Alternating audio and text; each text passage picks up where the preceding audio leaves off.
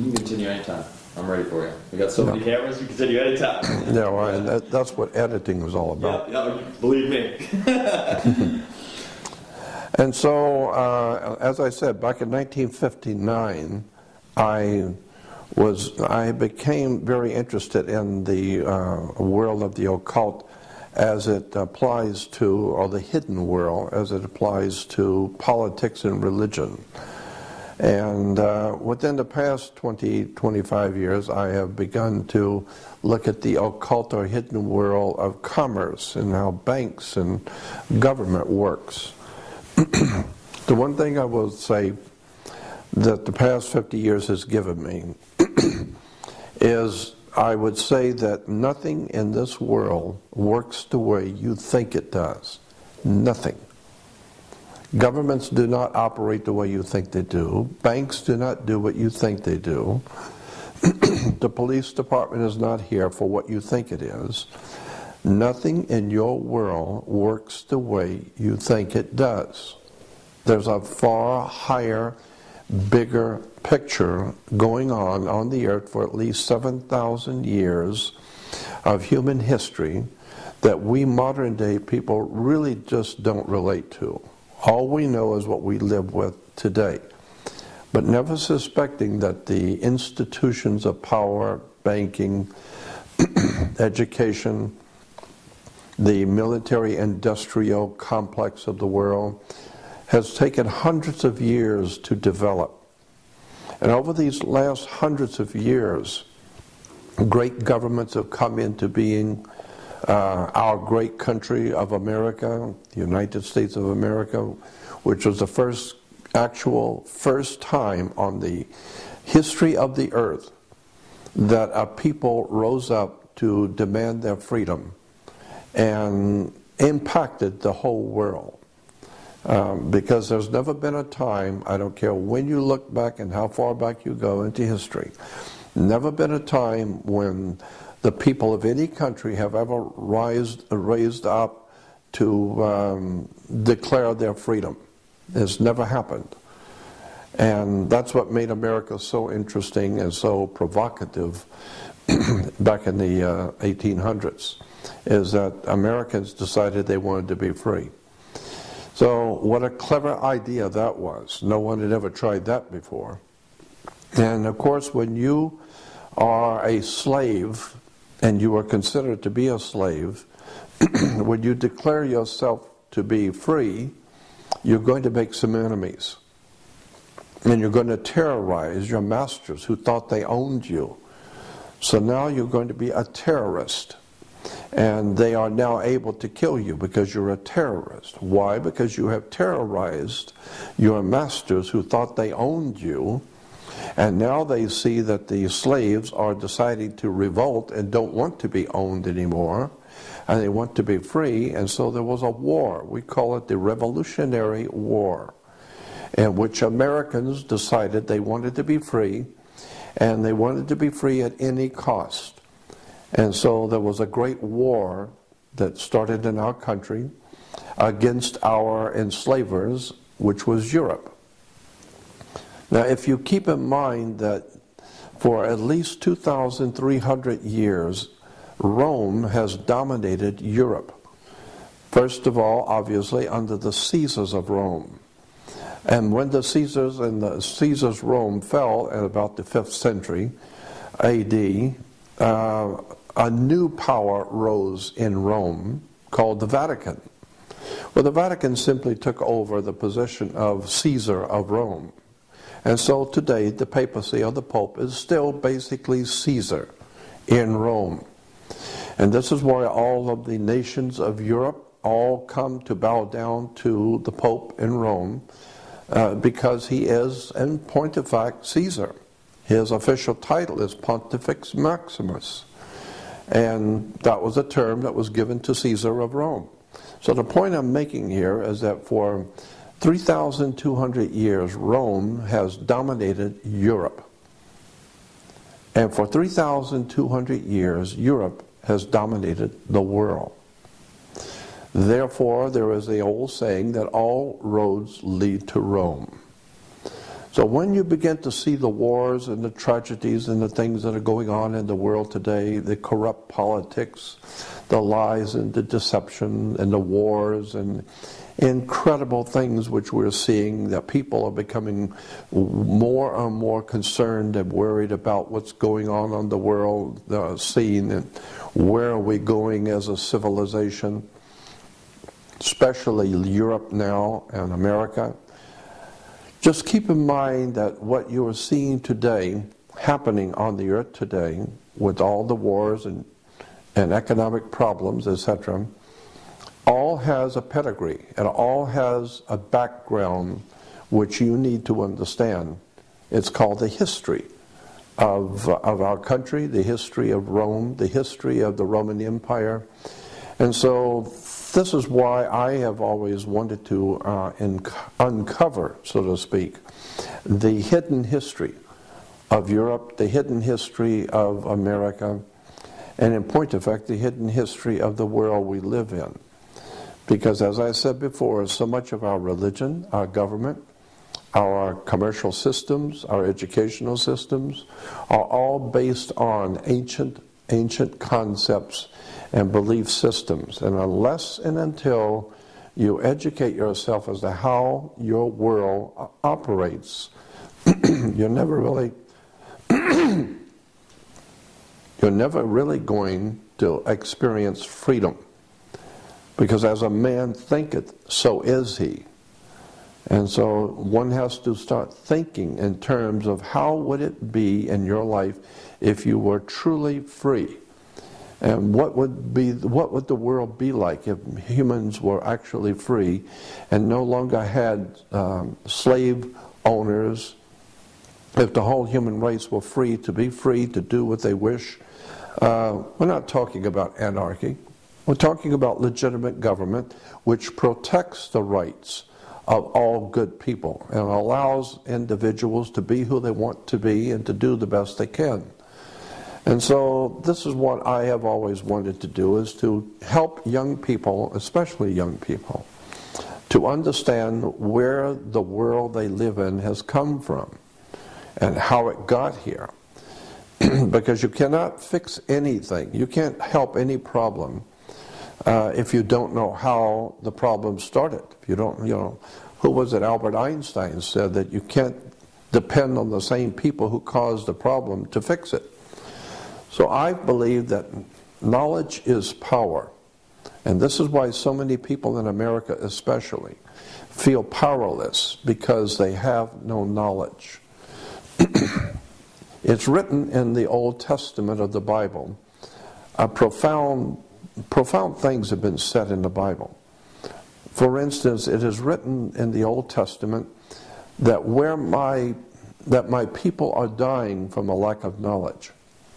And that's certainly true. Today people are dying, they're wasting their lives away because they're ignorant, ill-informed, and unread as to how the world works.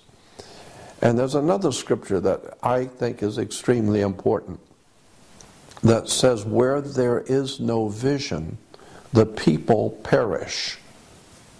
Let me say that again. Where there is no vision, the people perish. Simply meaning that as long as civilization does not understand where we have come from, where we are now, and where is the whole human race going in the future, if you don't have that kind of spiritual vision, then we're going to perish. Because all of us are nothing more than sitting ducks in the pond. Unless you understand freedom and where it came from, and how it was obtained, and unless you start thinking in terms of protecting your rights and your freedoms, the ancient Roman law, and I find ancient Roman law very interesting.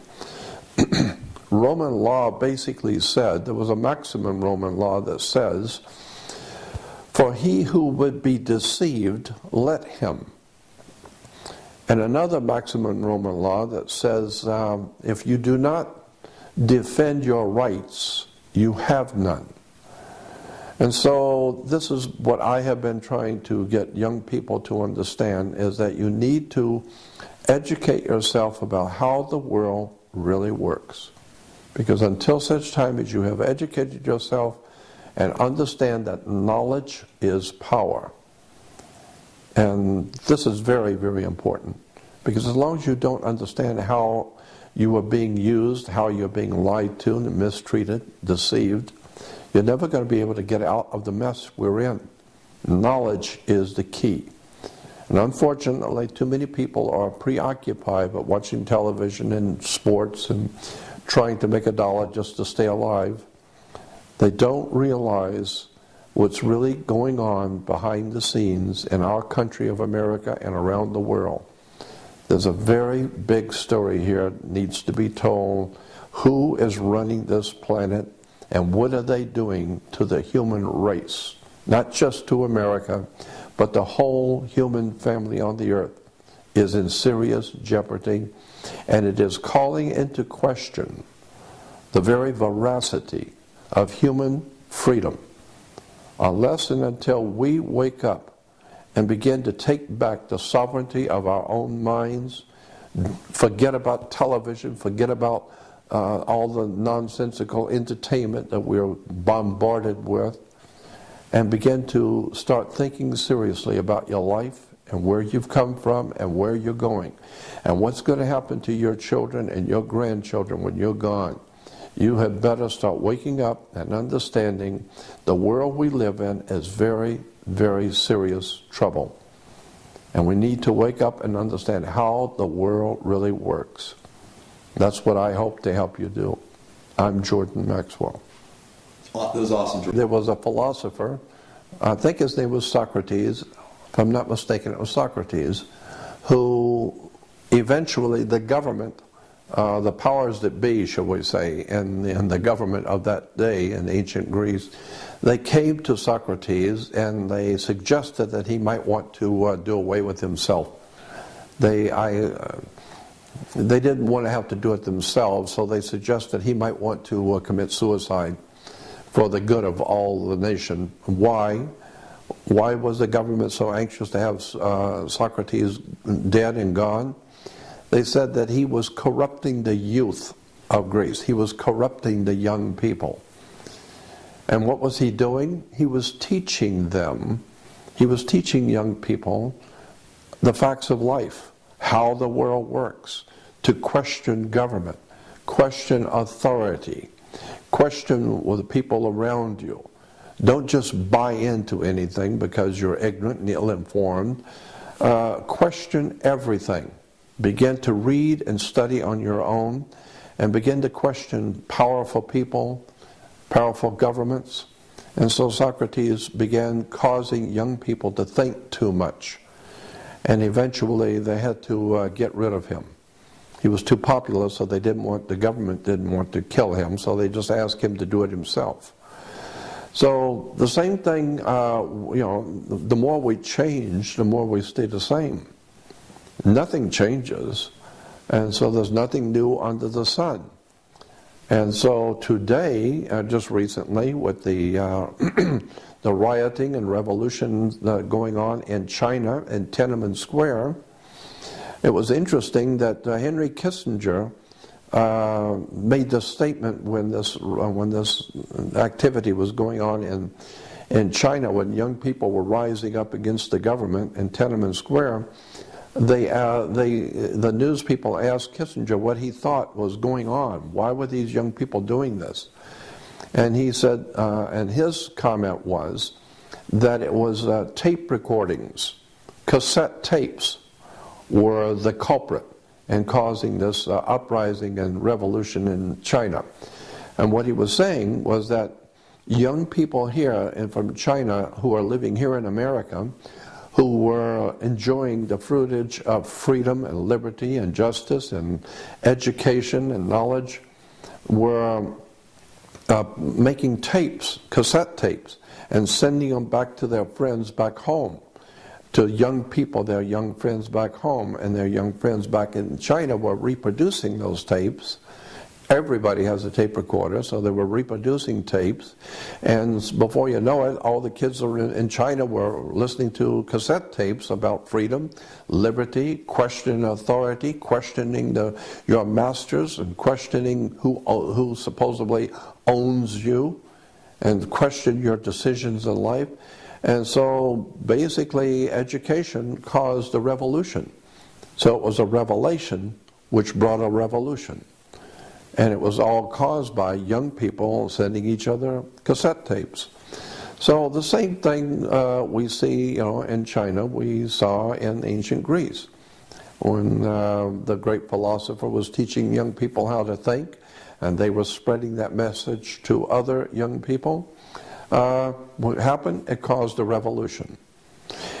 And if there's ever been a time in the human race and the history of the human family on the earth that we need an intellectual, spiritual renaissance. We don't need revolutions in the street. It's quite simple. All we actually need, the civilization on the earth needs, is a spiritual and intellectual renaissance. A time when people will begin to hold important knowledge, wisdom, and understanding, questioning authority, questioning the governmental system under which you labor. It's a very important point that knowledge is a basis for power. Let me give you an example. Suppose you have a two-story building and you're going to put a lot of weight on the second floor.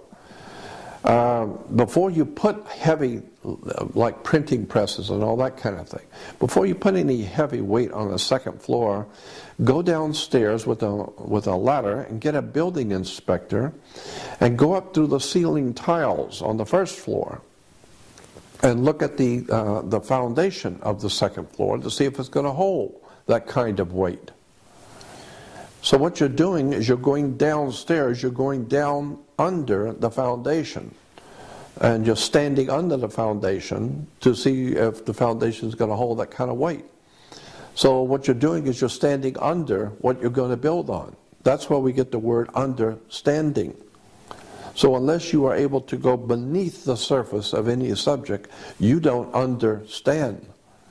And so it's time that you begin to understand the world you live in, how the government really works. It doesn't work the way you think it does. Banks do not loan money.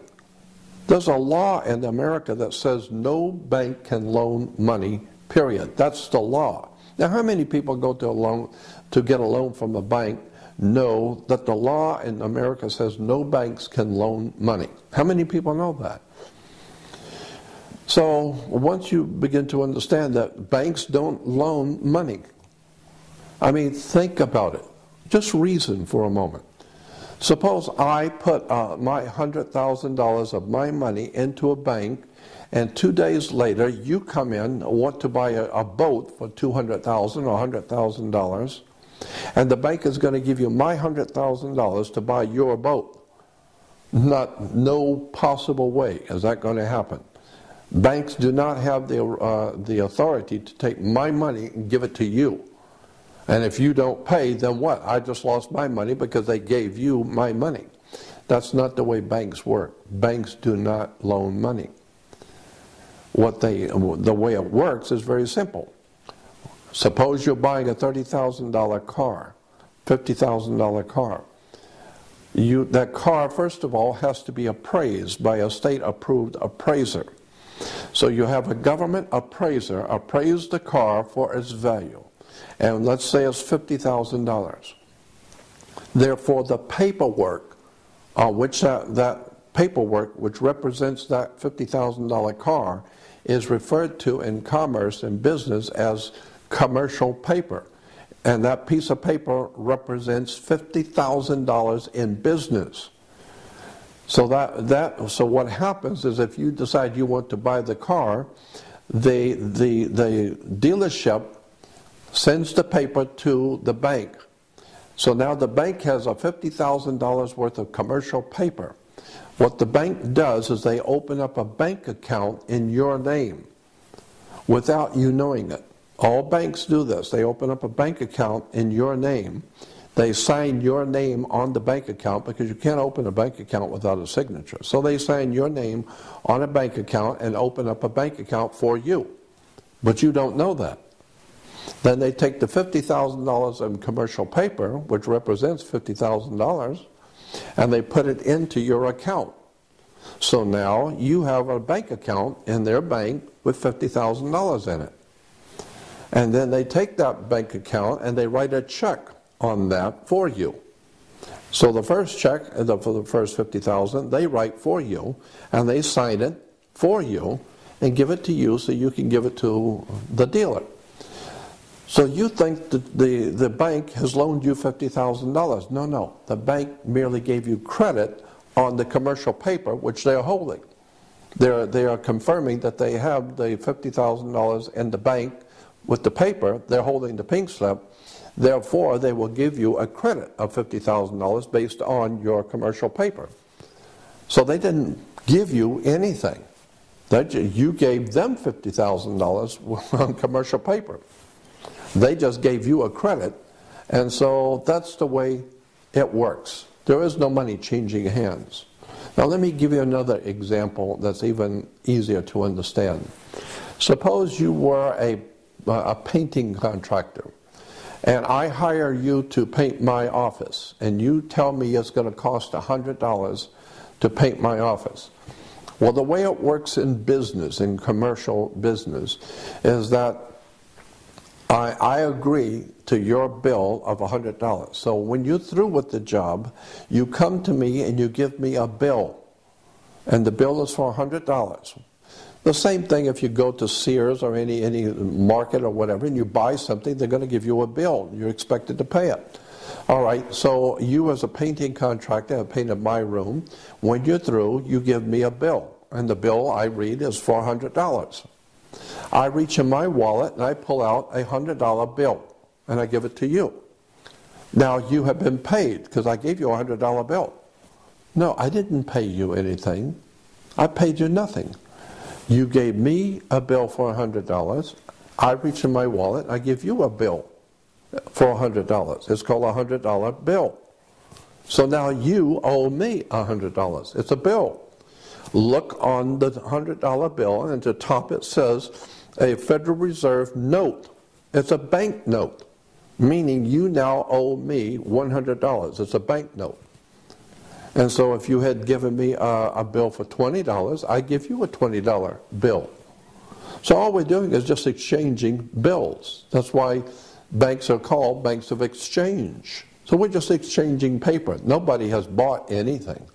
And because of that, the law basically says in America, you cannot pay a bill.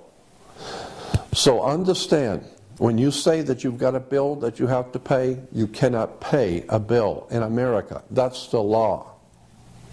But you can discharge a debt. That's different. Discharging a debt is different from paying a bill. Since you didn't pay for anything, since you're using the Federal Reserve note and you're buying something, you did not pay for the bill. You didn't pay the bill. So therefore, whatever it is you're buying, you don't own. You don't own anything. It was just a bill of exchange. So they gave you something, you give them something. They give you something worth $100 bill, and I gave them a bill for $100.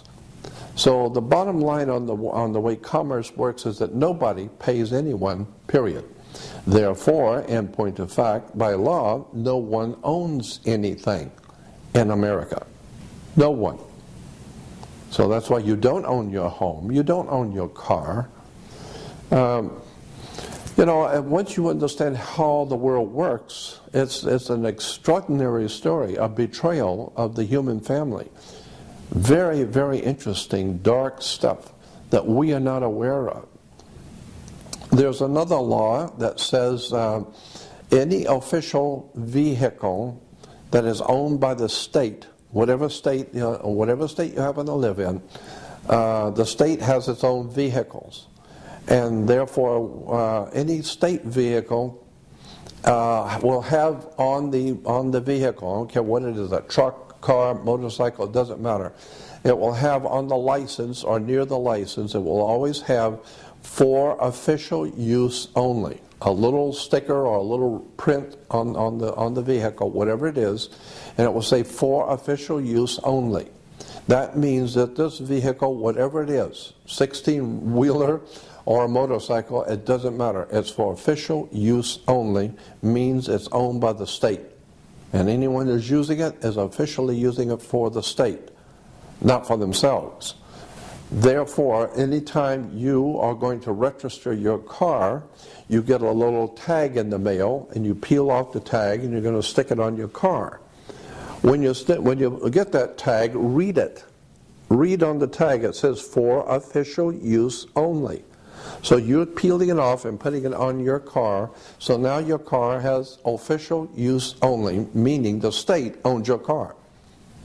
And since the state owns your car, they would like to know where their car is. So that's why once a year you have to register your car.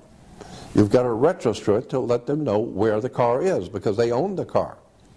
And incidentally, that also is why you have to have insurance and a seat belt. It's because you do not own your body. The government owns your body, in point of fact. And so your body is a security on the New York Stock Exchange, and the corporation that owns you, and you are owned. There are laws that expressly say that you are owned. You just don't know it. And since you are owned, your owners do not want you to get hurt, so that they have to take care of you, because you're a security on the New York Stock Exchange. So you must carry insurance. Well, I mean, that makes sense if you've got a stock on the stock market. If you can insure it, that's even better. And so that's why you have to have a license, you have to have insurance. You can't get married without a license, because everything in our life is a business. Getting married is a business. That's why you have to have a license to get married. The word license simply means a permit to do something, which without that permit is unlawful. Therefore, is totally unlawful for you to in any way, shape, or form have any relationship with a male or a female intimately without a license. So that's why you have to have a license to get married. Why? It's because you are considered by law a maritime admiralty product. It's a very big story, very, very deep, and most people have never heard such a thing. But the bottom line is, what I'm telling you is absolutely true. All you have to do is just start reading a little bit about how commerce works, how government works, how banks work. It's a fascinating story about how the world in no possible way works the way you think it does. So all I'm suggesting is that you might want to, for the first time in your life, start thinking seriously about where you're going and where your country is going, and what's going to happen to your children and your grandchildren when you wake up one day to discover your freedoms are gone, your country is gone, your protections that were guaranteed to you as a citizen are gone. We are going to be in very serious trouble because we are ill-informed, unread, undisciplined, and have been taught to bow down and curtsy before royalty. We fall all over ourselves with celebrities, and all we understand anymore is the ball games and the sports and the entertainment. But nobody is suggesting that we might want to start reading the foundations of this country, begin to read and understand how government really works. Once you begin to see how a bank works, why do you have a bank? Why do we do any banking? Banks are found on both sides of a river. They're called river banks. What does a river bank do? It directs the flow of the currency, because your money is called currency, because it's an ebb and flow of a current. And it's called liquid asset. And when you can't pay for something, then you're underwater. It's an extraordinary story, as I said, about the deception that goes on throughout the world about the real world and how it actually works. So all I'm suggesting is that you might want to take some time out of your life and start looking at the reality of the world you live in, because the world is growing more and more dangerous, more and more ignorant, and extremely violent. And unless and until the people rise up and decide to take back their sovereignty and do something about their lives and quit waiting for government to do something, because in America, we Americans love to talk about how we have the ability to elect our leaders. We're big on talking about how we can elect our leaders. But as Dick Gregory once said a long time ago, yes, we can elect our leaders, but you can't select your leaders. You don't select anyone. Your masters who own you will select who will run. You can merely vote on whoever they decide to allow you to vote on.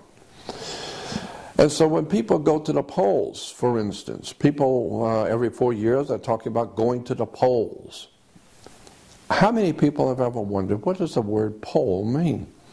Why do you have to go to the poll? It's like Gallup, the Gallup company, it's called the Gallup poll. Anytime some company is taking a poll, what does that mean?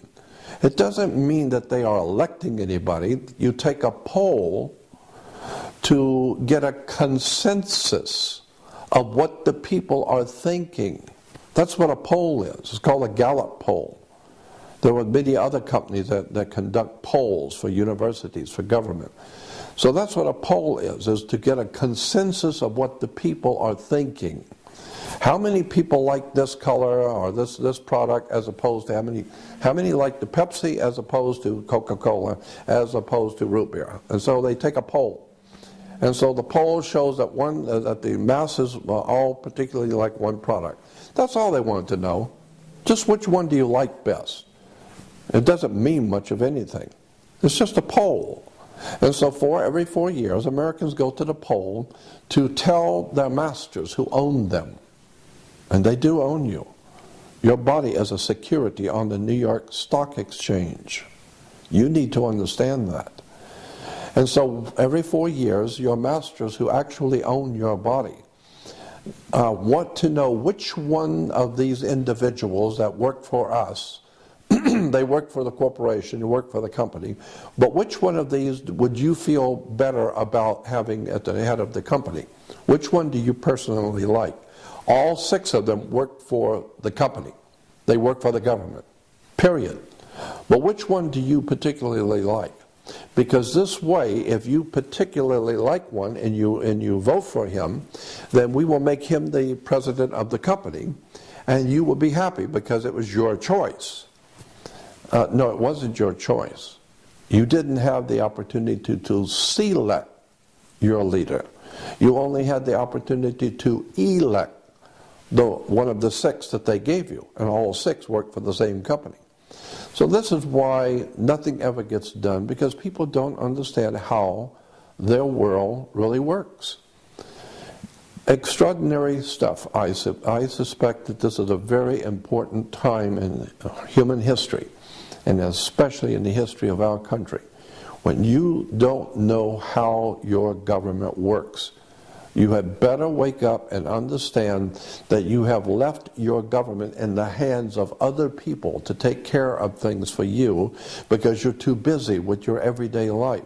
Well, when you leave your personal business and your children and your life in the hands of someone else to take care of you, they're going to take care of you all right. Whatever decisions they make, they're going to take care of themselves, not you. Because you left yourself in their care, they will decide what you will eat. They will decide what you will wear. They will decide if you will have a job or not. Why? Well, because you left yourself in my care. I'm supposed to be in charge of you. So I will decide how much you will make. And you can bet that I'm going to make 1,000 times more than you do. Because I'm in charge. After all, you voted for me. So I'm just saying there's time for us to wake up. These are very evil days, and unless America is ready to wake up and face the facts that we have been lied to, deceived, and tricked into surrendering our lives, our minds, our sovereignty of thinking, and as I said in the beginning, what we need more than anything now is a spiritual and intellectual renaissance, a revolution spiritually around the world where people wake up to the responsibility to stand before your Creator and be a normal adult human being who knows what's going on, who understands the world, and can contribute something to the good for the whole human race. But it's going to require that you educate yourself and understand how the world works. Again, my name is Jordan Maxwell, and thank you for listening. All right, let me just go through my cameras because I know decades now, because it's 5 decades. It's a lot, Jordan. Yeah, I know. God knows, it sure as hell is. We're ready whenever you are. I just reset all my cameras. We're good to go. I got 20 more minutes on this one, so if I do kind of abruptly stop you, I apologize. It's up to change the tape. I have learned many things in the past 53 years of my life and examining the world in which I live. And one thing I've come to quite a few conclusions. One thing in particular is I see no advantage in confronting power. Anytime you confront power, you will pay for it. The Jews who stood up to Adolf Hitler paid a hell of a price. The poor people of Russia who stood up to the tyranny of the communist movement in the Soviet Union paid a terrible price. You always pay a terrible price when you stand up against tyranny, violence. And since the world that we live in today is basically run by fear and tyranny and violence and threats, and there is no longer any freedom and liberty and justice for all, which America used to be famous for. You know, Superman in one of the movies said he stands for the American way, freedom, liberty, and justice for all. Well, I like what Dick Gregory said, you're no longer free or brave. This is not a land of the free and a home of the brave. We're not free or brave. So it does not pay to confront government or to confront your masters. The way I have chosen to do my work is just to quietly try and help young people and anyone else who is listening, but I'm mostly concerned with the lives of young people, because older people usually are so jaded they don't want to change anything.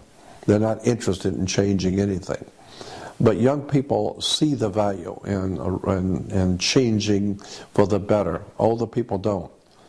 And so I have always wanted to just quietly do the best I can to cause young people to read, study, educate themselves, intellectually and spiritually enlighten themselves, because this is very important in this time of these times in which we're living. For young people to understand the word grounding, you need to be grounded. You're a biological battery, and you need to be grounded. And we know scientifically that when you take your shoes off and walk in the grass or walk on the beach, you are grounding yourself because, as I said, your body is a biological, electrical battery of sorts. And so you're grounding yourself with your Creator, with your earth, with the earth that you came from. And so the best way to ground yourself is to also spiritually and intellectually begin to educate yourself, begin to read and study.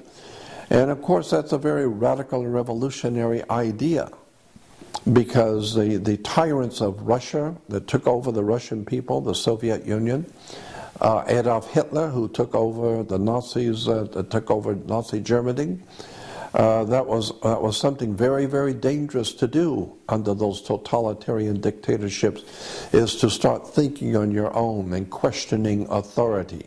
You don't question Adolf Hitler, and you don't question Mao Zedong in China. You don't question the communist emperors. You don't question the warlords or the mafia or the gangs. You don't question that. It's tyranny, it's fear.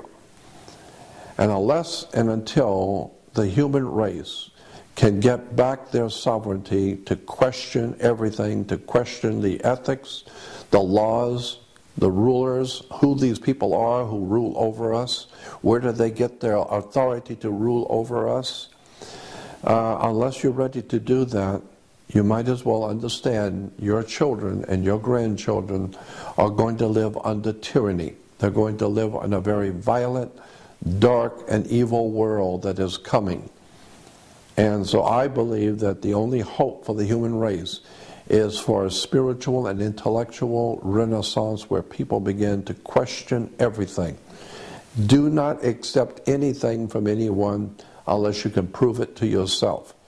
Because there's a lot of people out there with a lot of money and very powerful people who will lie to you through their teeth and couldn't care less because they have no respect for you and they know that you're going to buy anything they say and therefore they will have their way with you. I would suggest to save the human family, you might want to start quietly resisting tyranny. Begin to question everything. Read, study, find out how commerce works. Find out how the law really works. Find out how this country was founded, where freedom came from. Go back and start reading and studying, and you're going to find out the world has come a long ways down this dark hole into tyranny and violence because people have allowed it. It was Albert Einstein who said, the world is a very dangerous place, not because bad people do bad things, but because the rest of humanity does nothing. And that's the truth. That is the real truth. The real problem on the earth today is that, as the philosophers once said, all that is needed for evil to exist and prosper is for enough good people to do nothing. And so that's the problem. Today, overwhelming majorities of the American people couldn't care less. As long as they have the food to eat and the cold beer to drink and they're entertained, just as it was in the Roman Empire, as long as you have the entertainment and alcohol, the music and whatever it is, that all your drugs, we're the biggest drug-using nation in the world. Our people are on drugs everywhere. Legal and illegal, doesn't matter. We are a drug-taking society. The reason why is because we as a people in America know we've been had. And we have no power because knowledge is power and we have no knowledge and we know it. So I'm suggesting if you want to save the world for your children, for your grandchildren, you might want to start doing something you've never done before. Slowly but surely, read, question, think, and evaluate what's going on, and do not take the word of anyone. There's a scripture that says, there's a scripture in the Bible in the New Testament that says, do not trust any man. Put not your trust in earthly man, in whom there is no salvation. Every time people are jumping in the streets and praying and crying and dancing in the streets because their man got to be president, and eventually 6 months later they will find out he was nothing more than just one more criminal running a scam on them. So all we need to do is just keep voting, just keep doing what you've always done, because it's never gone anywhere and it's never going to go anywhere. Why? Because that's what we want. As a nation, we want people to lead us. And when people lead you, they're going to mislead you. So you better start taking back your own mind and your own sovereignty and start thinking for yourself, which has made America great. We were a free country because we did not want to cower ourselves to tyranny. We wanted to question everything. Well, the world has changed. We've lost our freedom. We've lost our jobs. We've lost our money. Many of us have lost our homes. And now generally the country is just losing its mind. And that's why drugs are on sale everywhere. The meddling cartels are selling drugs and making billions off of America. On every street corner in America there are drug sales. Every corner has a liquor store. It's because somebody is wise enough to know that they're using us and that we are frustrated and we need drugs and alcohol and entertainment just to get by from day to day.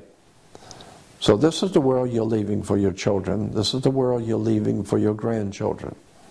You need to wake up, get yourself grounded in intelligence, wisdom, and knowledge, and start asking questions. You better do it, and you better do it soon. The world we know is not going to be here much longer. What your masters have planned for this world, you have no idea in the world what's coming. This is very serious. You need to wake up. 1 second, let me change my battery. Yep, and let me hear it.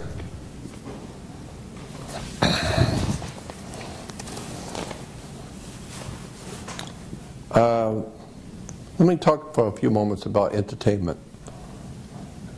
If you go back into history, into European history, thousands of years ago, even before the Roman Empire dominated Europe, there was already a governmental system in operation in Europe, even before the Roman Empire existed.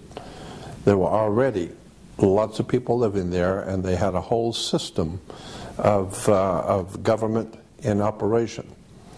And that system was consisting of lawyers and doctors and religious leaders and law enforcement, etc., etc. And that system was called the Druids. There was a Druidic system. The Druids were a Celtic or a Celtic, can be spelled either way with a K or a C, Celtic or Celtic European Druid system.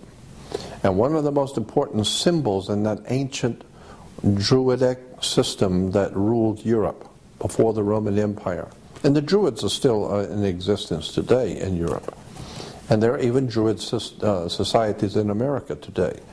So they haven't completely gone. But the point I wish to make is that in the ancient world, in the ancient European world, was a Druidic system. And one of the most important symbols in that European Druidic system was a magic wand. Like Merlin the magician with his magic wand, always waving the magic wand.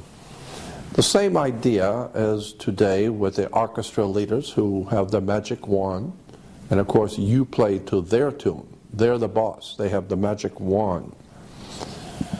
And Merlin the magician, as I said, was always a Druidic symbol for power, a magic wand. Magic wands were always made out of the wood of a holly tree. It was made out of Hollywood. Once you understand Hollywood, you begin to understand the Druidic system, which we call Hollywood. And then you begin to see the symbols, the words, the terms. Hollywood, as my dear friend Dick Gregory once said, Hollywood does three things. They tell you what your masters have done in the past, what they're doing now, and what they're getting ready to do. That's what Hollywood is there for, to tell you the history and where you are now and where you're going. Because people like Steven Spielberg and George Lucas are many things, but stupid is not one of them. They're brilliant directors and producers. They're extraordinarily brilliant writers and people in Hollywood who know what's going on. They know where the world is going, and they're putting it into movies. They're showing you what it was like many years ago, what it's like now, and they're making movies about what's coming. That's Hollywood, druidic system of entertainment. You need to wake up and understand what's going on here. Now, in commerce, you need to also understand the fact that your body is a security on the New York Stock Exchange. This is a concept that most people have never heard, and it's totally foreign to your thinking. But your body is a security on the New York Stock Exchange. There are two kinds of laws. Let me explain this. There are two kinds of laws. As far back as the Roman Empire, the Caesars of Rome proclaimed that there were two kinds of laws. There are only two things on the earth. There's water and land. Therefore, it would follow that there's only two kinds of law on the earth. The law of the land and the law of the sea. The law of water. We've all heard the term the law of the land. But most people do not realize that the reason why we call it the law of the land is because it's differentiating between the law of the sea. There's a second law. So that's why when you walk into a court, you will see a fence with a gate. And the people sitting out here is under what you call the law of the land, because the people live on the land.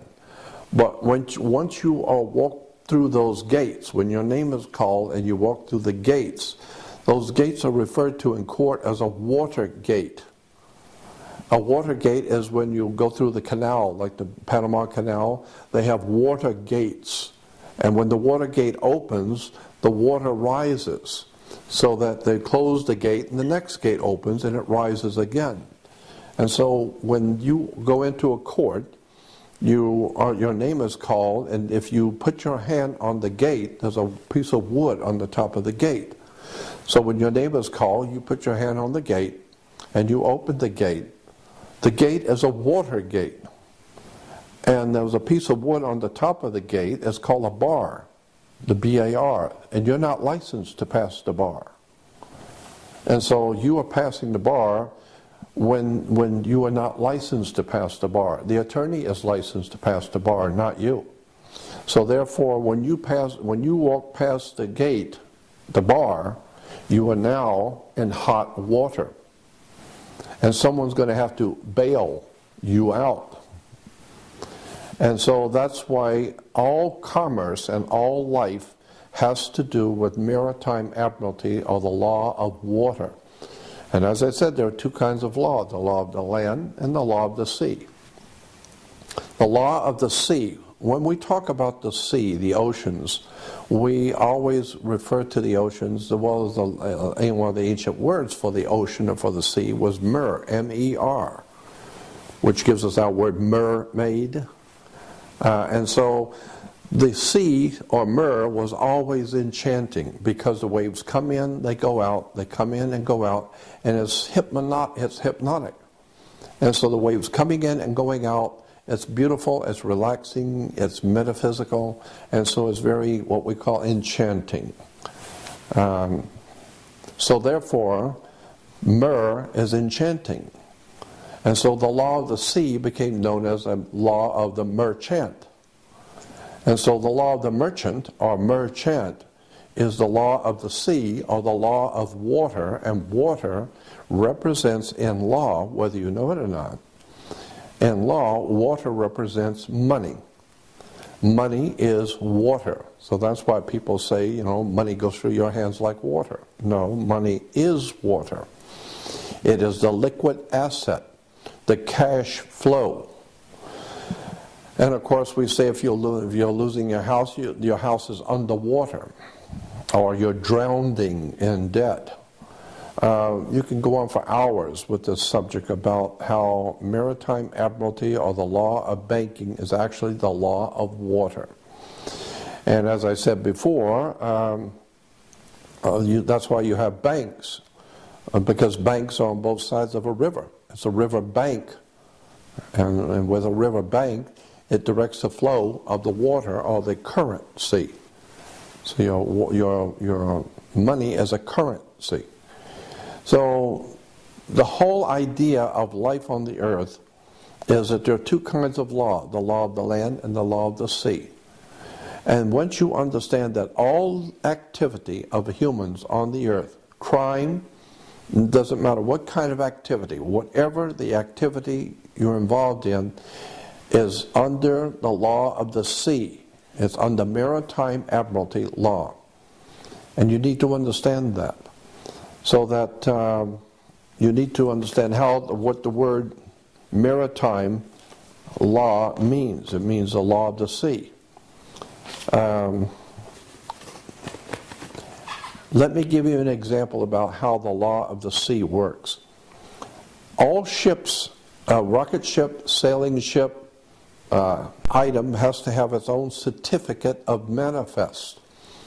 You have to have how much does the car weigh, how much does it weigh, what color was it, does it have air conditioning, is it 4-door or 2-door? So it has to have its own certificate of manifest. Why? Because it came in on a ship and she delivered the product on the water, on the high seas. And so she's now sitting in her berth. So this is why when you were born, your mother's water broke. And you came out as a maritime admiralty product because you came out of water. Therefore, you have to have a birth certificate, a certificate of manifest from the ship who sits in the harbor in her berth. So you have to have a birth certificate. Why? And who has jurisdiction over the birth certificate is the dock, because that's where the ship is sitting. It's sitting at the dock. So the dock has to sign your birth certificate. Why? Because you are a maritime admiralty product. The banks will buy your body. And it's a story of the way banks work, the way maritime admiralty commerce works. You need to understand that you are a product. This is why if you are looking for a job, you're not looking for employment. You go to a human resource center because you are nothing more than a resource. You're a human resource. Just like iron and copper and oil and silver, and you're a resource. So you need to understand how this stuff works. When you drive through the downtown Los Angeles, you will see gang graffiti on the walls. Most people driving by and seeing gang graffiti just shake their head because it's just incredible the way that young people destroy property by spray painting graffiti on walls. But young people who understand that graffiti is a symbol, it means something. And if you don't understand the symbolism, you need to stay out of that neighborhood. So the same thing is happening all around the world. If you understand the flags and the symbols on flags, or the coats of arms, or the heraldry, or the corporate logos that companies and corporations use, these are all symbols and words and terms that are being used. So, unless and until you understand that the whole world is a business, the entire earth is a business. This is why you have to have a license. You have to have a license to get married, because whether you understand it or not, you are considered, in this country, you are considered to be a corporation. Your body is a corporation, a company. That's why when I see you with the person, I say, you know what, that person you were with is bad company. Company? And you say, mind your own business. Business? And then I find out you're going to get married, and then you're going to have a partner. Company, business, partner. All human relations is corporate business. That's why you have to have a license to get married. If your marriage doesn't work, you're not going to God, you're going to court. And you're going to bring your money and all of your assets with you, because it's just business. So you need to understand how this stuff works. Life is nothing more than a business. And the entire world is a corporation. Now there's a world of difference today There's a world of difference between the United States of America and the word United States.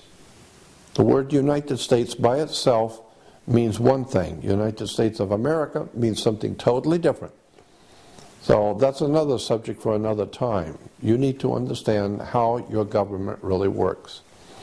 Again, I'm saying that the most important thing that I would like for my audience to understand is that they need to educate themselves to the world they live in. Nothing works the way you think it does. Nothing. I was talking about symbols and talking about the gang symbols. Well, nothing is more interesting when you're talking about symbols. Give me 1 minute. Yep. I'm sorry about that.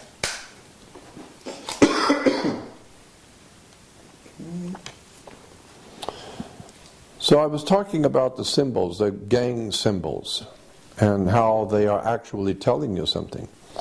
Well, the whole world is operating with symbols. As I said, corporate logos, company logos, national coats of arms, halotry, flags, badges, police badges, fire department. All these are different symbols, and they mean something. And I have talked for many years about the symbols on even just the $1 bill. Very interesting subject about the symbols on American dollar bill. For instance, on this side you will see the eagle.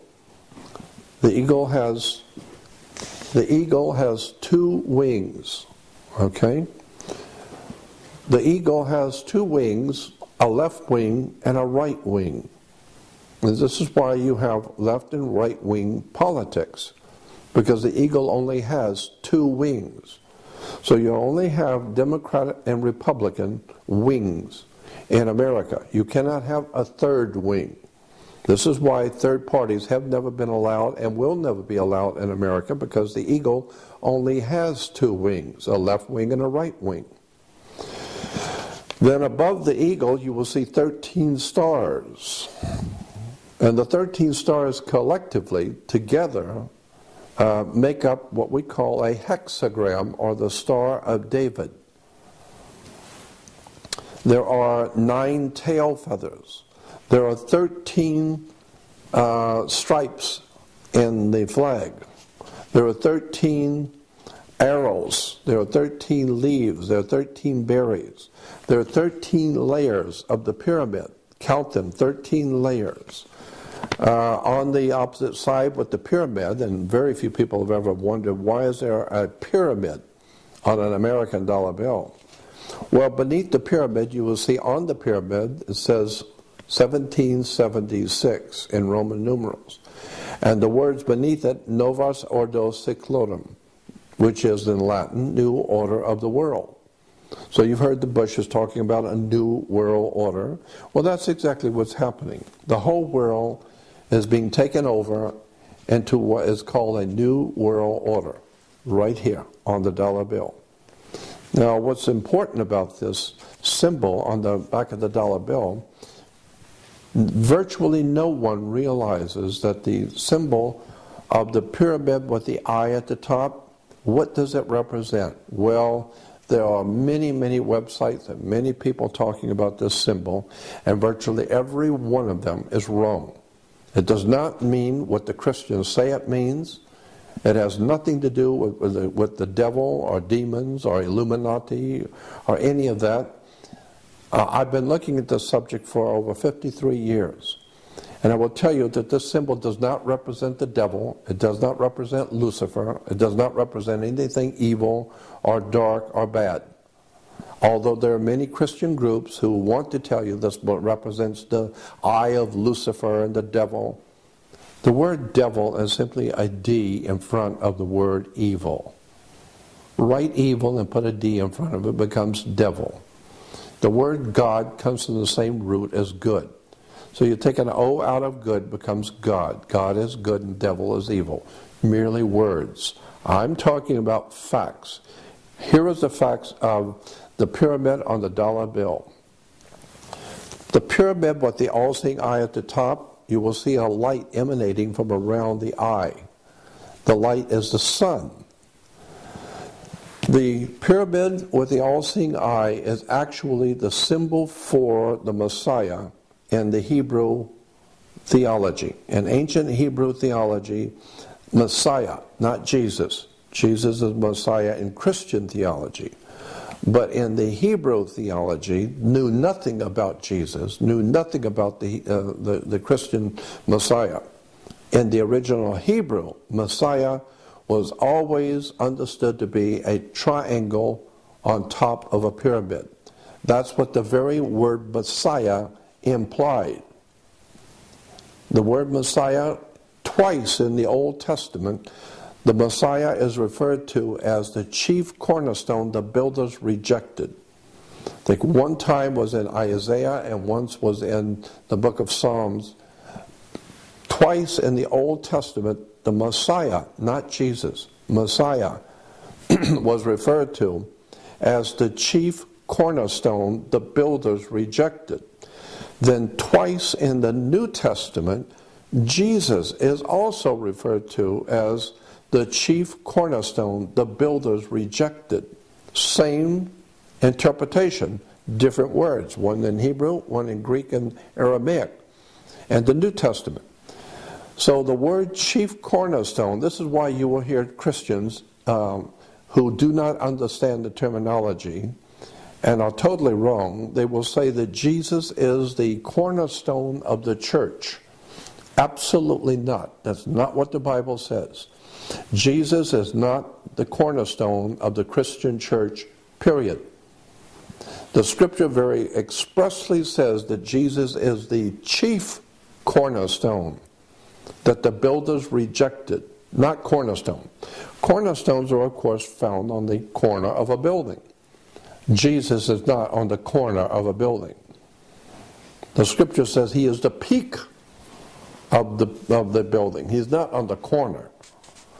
And so Jesus is not the cornerstone of the church. He is the chief cornerstone of the church. And the very word chief cornerstone in Hebrew for Messiah and in the New Testament for Jesus means the same thing. It's a Hebrew word or a Greek word. And they mean the same thing. They mean in the Hebrew and Greek, a chief cornerstone is a triangle perched on top of a pyramid. That's what the word means. So this symbol on the back of the dollar bill represents the Jewish Messiah. Or, for Christians, Jesus, the Messiah. That's what the symbol on the dollar bill actually means. And this is why, of course, you will see, as I showed you before, on the top of the eagle, you will see 13 stars. The 13 stars are in the configuration of a hexagram, or what we call the Star of David. So there's a Star of David on the American presidential seal, and the symbol for the Jewish Messiah on the back, called the chief cornerstone the builders rejected. This dollar bill is completely filled with Christian and Jewish symbols. And if you don't understand the Jewish occult symbols and ancient symbols used by Israel, then you're never going to understand the dollar bill that's in your hand. The very idea of the eagle holding on one side 13 berries and 13 leaves, the 13 arrows, the 13 strips on the American flag. Very interesting. Why 13? It has to do with numerology, coming from the ancient Jewish system and from the ancient Christian system. It's a very interesting story. I'm just drawing your attention to the fact that so much of what you see and what you hear each day in your life does not mean what you think it means. So the next time you hear someone talking about the symbols on the back of the dollar bill being demonic and being Horus and being the devil worship, just remember these are Christian and Jewish symbols from the Bible. That's another subject we could talk about. And that's another subject we could talk about another time. Well, I'm thinking about that. Let's do it now then. All right, yes, absolutely. Let's do it. I'm ready. Now, the only way that people are going to learn anything is by fellow communication. People communicating with other people, learning from other people, and passing that knowledge on. That's the way the human race educates itself. That's the way we have grown. That's why people like myself are referred to as researchers. The word is R-E, researchers. Why? It's because I'm not doing anything new. Myself and others like me, who are referred to as writers, authors, and researchers, are merely researching, meaning other people have done the searching, other people have dug out the facts, and many centuries ago, maybe many thousands of years ago. And so this is what happens in a court. If you're going to make a decision in a court, you have to do some research. Go back into the records and see what the courts before you have said. See what the judges have said 30 years ago about this particular subject. So what you're doing is you're researching. Do it again. And so today, the way young people need to understand is that there's knowledge out there that you haven't been given. And you need to research that knowledge. And the way it's done is very simply, you don't confront authority. Just go to the library, especially today with the technology that exists on the web. All you have to do is go on the web and start researching words and terms and symbols and how government works. Where do religions come from? Where do the religious ideas that we espouse and the things that we talk about in Christianity and Judaism and Islam, where do these ideas even come from? How did these great religious movements get started? And where does the money come from? And what is the connection between religion and governments today? It's very interesting when you start looking at the oil companies. For many years, oil companies, most people don't know this because they don't study it, but oil companies have been financing churches, Protestant and Catholic churches, especially Protestant churches, have been getting a lot of money from oil corporations for their missionary movements. A lot of the big churches have huge missionary movements financed by the oil companies. There was a large book, a very thick book, written many years ago that you might be able to find in the library called Thy Will Be Done.